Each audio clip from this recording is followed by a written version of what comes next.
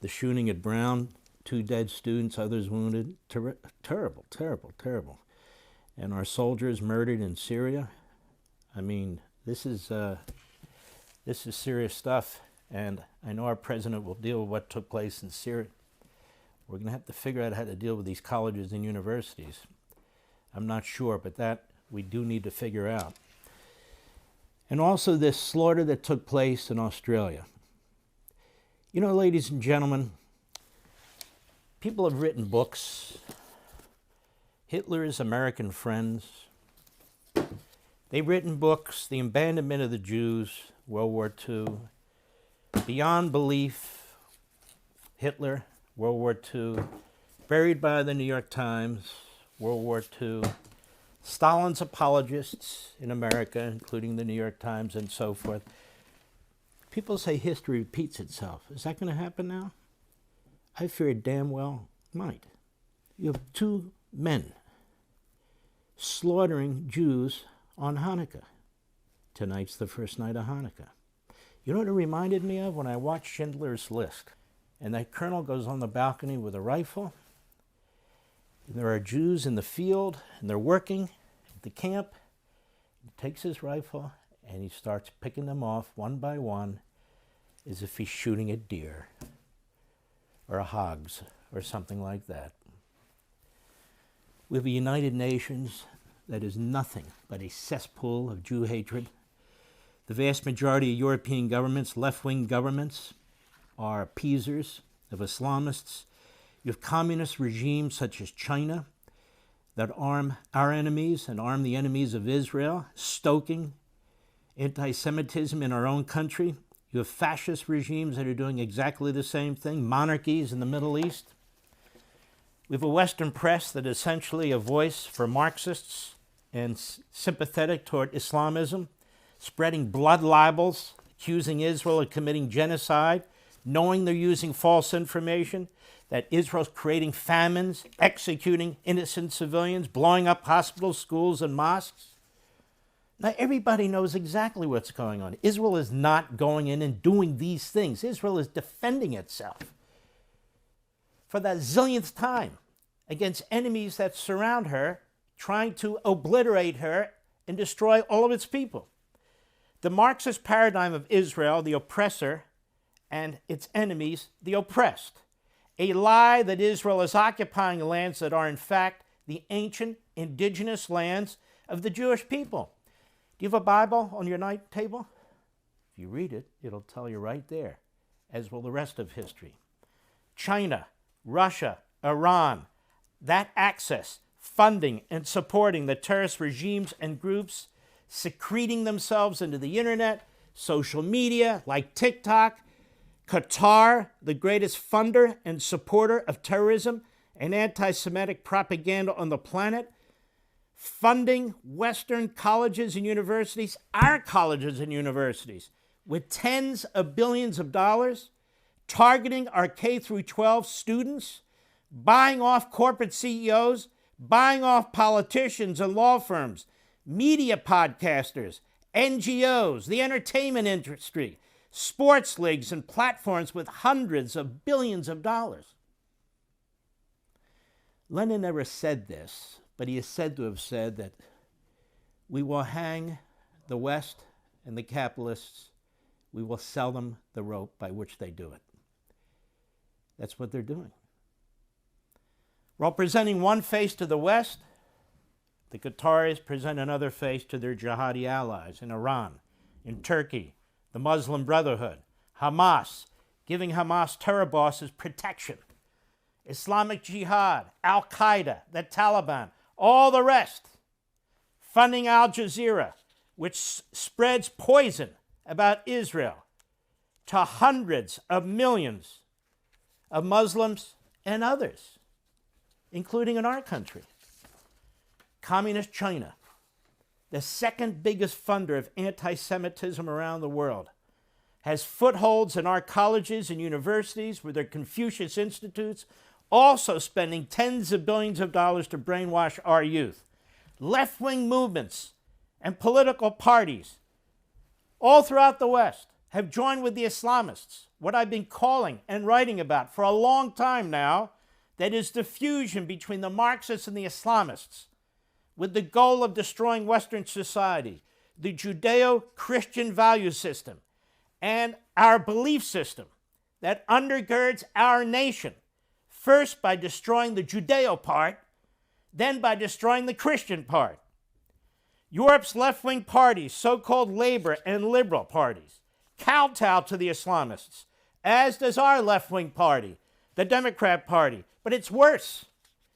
In addition to the Marxist-Islamist radicals, we have a neo-fascist force in our country and in other countries that has sprung up that preaches the same Jew hatred, Christian hatred, American hatred, and Western hatred as the Marxist-Islamists. They all share the same viewpoint. And together what they seek is the deconstruction of Western society.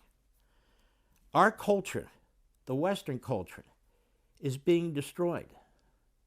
The civil society, tolerance, moderation, rational discourse, the competition of ideas are being smothered. The Marxists attack our founding principles, our Constitution, our economic system, our free will, our liberty, our property rights, and everything necessary for a civil society to thrive, as they promise a utopia, a worker's paradise, free health care, housing, food, education. How many people have to die by Marxist promises? Stalin's 1936 Constitution was absolutely beautiful. It meant nothing. Nothing.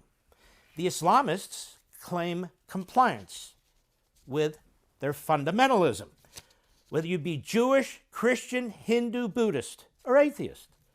Even Muslims who reject fundamentalism and who've been slaughtered because they oppose these Islamists, slaughtered by the hundreds of thousands, by killers who claim the same faith. Jews are slaughtered in Israel and around the world, slaughtered in Australia. Christians are slaughtered in Africa and around the world. Muslims are slaughtered in Africa, in parts of the Middle East. And most of the West is weak, politically incorrect. Look around. There are a few voices. Not enough. Not enough. So what's going on? Appeasing with phony agreements an enemy from within, and worse, embracing the fundamentalists and promoting them in hopes of buying some kind of peace. The ruling class in the West is weak and incompetent. In fact, despite the public and open writings and speeches of Islamist leaders encouraging revolution by immigration, that is, conquering the West through mass migration and using the freedom and laws of the West against the freedom of laws in the West, using the political system and media against the political system and free speech, the Western countries, our country in the past, eliminates immigration barriers and actually contorts the rules to ensure that virtually anyone who wishes to migrate to the United States before Trump or a Western country is free to do so. No longer is immigration based on what's best for the existing citizenry. No. That's racist. That's bigotry. As I've explained for years, there is no assimilation. There's no assimilation into Western society, into our country. Values, beliefs, norms, and traditions of our country. Immigration has become tribal. Tribal. The West, we are told, must accommodate other cultures. Oh, yes. By tolerating, if not accepting, their cultures. But the jihadist Islamist culture and our culture are utterly incompatible. Completely. We embrace the Judeo-Christian value and belief system and the Enlightenment. They embrace none of it. It's interesting that Indonesia, the largest Muslim country on the face of the earth, with 250 million Muslims. That's not a terrorist state. Terrorist groups are not headquartered there. They don't put up with it. Yet Qatar, with 330,000 citizens, is the hub of it all, with the regimes in Iran and Turkey, among other places. Again, the reason is simple. Indonesia actively and successfully counters terrorism and is a stable, democratic nation that does not use terrorism as a tool of the state or for its policy. In fact, it is a key international partner in counterterrorism efforts. For the Democrat Party, immigration is about power. It's that simple. It's about adding congressional districts, the Electoral College, birthright citizenship, chain migration. The party comes before the country. They will fight to the bitter end to ensure that illegal aliens remain in our country no matter the cost. They will never do what must be done to stem the flow of immigration and its impact. Never. Australia is very similar. So are most of the liberal Western countries. The left-wing parties in England, France, Canada, Australia, they're of the same mindset, politically and otherwise. The left-wing government in Australia has been warned over and over again that it is fueling Jew hatred, that its statements and policies toward Israel are encouraging terrorism against Jews, that its support for a Palestinian state when the Palestinians are fighting a war against Israel. Like most of these Western countries, as a matter of fact, is sending exactly the wrong message to terrorists, and that most of the Australian media, like our media and Europe's media, kept promoting these blood libels against the Jews and the nation of Israel. The lies about October 7 and the subsequent war, pushed by Qatar, Hamas, Iran, Russia, China, and a huge network of well-funded NGOs and other media outlets, podcasters, were leading to threats, intimidation, and violence by large mobs against Jews. We've seen it on TV. We've seen it in our own communities. There's not another minority group in which this takes place relentlessly and repeatedly, like one Kristallnacht after another. And now this massacre of Jews on Hanukkah, the first night of Hanukkah, picked off with high-powered rifles. You would think that the West would be much on alert about this. Just 2 years and 2 months after Jews were slaughtered and butchered and raped and kidnapped on October 7th, death by torture, starvation, execution for the hostages, all filmed and celebrated. The dehumanization, the inhumanity, the unspeakable. You would think that the West would have learned a lesson. No. The slaughter of black Christians by black Muslims in Africa with nary a word. The slaughter of Uyghur Muslims by communist China. Muslims in Syria and Yemen, slaughtered by the hundreds of thousands by the Islamists. The world mostly sleeps. Or worse, appeases. What will it take to awaken us, our politicians, our so-called leaders? This is a battle between civilization and barbarism. Unfortunately, history tells us that the West will eventually awaken, but too late. That is not until so much horror has been inflicted on humanity by this evil. I am deeply troubled by the lack of outrage in our country by leaders in every walk of life against these dark forces that are among us. In our own country, these political movements, politicians, business leaders, union leaders, academics, so cowardly they won't speak out forcefully and repeatedly against the poison that we all hear, that we all see. This evil has become, in our country, ubiquitous. Apart from a relative few, I must ask, where are they? Why do they cower? Why are they silent? Our generation has the benefit of knowing what took place in the 1930s. We know what took place in China, Mao's China. We know what took place in Stalin's Russia. We are witnesses to 9/11 and other terrorist attacks against our people. We saw what happened to the Israelis on October 7th. Why do so-called leaders refuse to speak out and condemn those who spread Jew hatred in our country today, right now, when it is all around us? The so-called influencers, podcasters, student groups, certain imams, commentators, hosts, they trash evangelical Christians too, who identify as Christian Zionists. They are righteous Gentiles, but they are attacked.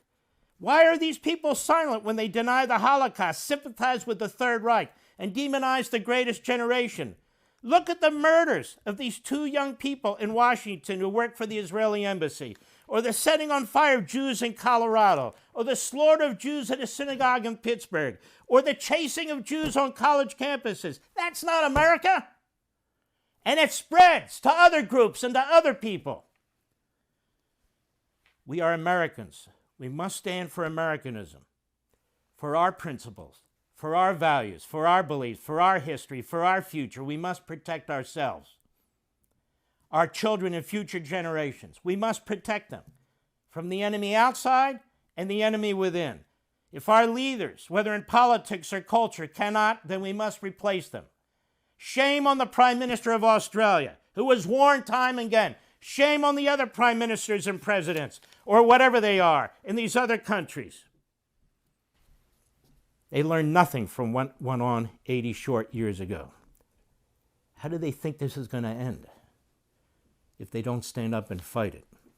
And I am proud to say we have a president of the United States who is standing up and fighting it. He's fighting it in the culture, he's fighting it in politics, he's fighting it in the border. He's fighting it. We only had more Donald Trumps in these countries. A lot of people died today. We pray for them and all their families. But we must be resolute, we must be strong, and we must demand that the ruling class do more. Hey, Sean Hannity here. Hey, click here to subscribe to Fox News YouTube page and catch our hottest interviews and most compelling analysis. You will not get it anywhere else.